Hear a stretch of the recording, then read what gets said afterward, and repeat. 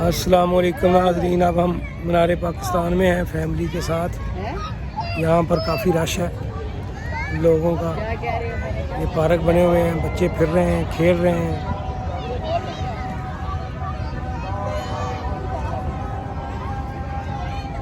हमारे पीछे फैमिलियाँ बैठी हुई हैं।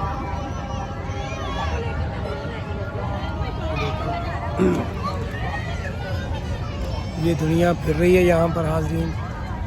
मीनार पाकिस्तान पे काफ़ी इस वक्त रश है, लोगों का एक हजूम है। बच्चे इकट्ठे हुए हैं, खेल रहे हैं, एंजॉय कर रहे हैं। सारी फैमिली आई हुई है यहाँ पर।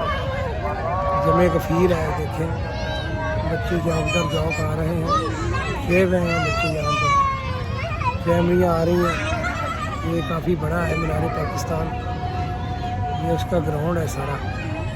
तो यहाँ पर एंजॉय कर रहे हैं हम फैमिली के साथ। मज़ीद आगे जाएंगे फिर आपको दिखाएंगे। फिर मिलते हैं, जुड़े रहिए इंशाअल्लाह।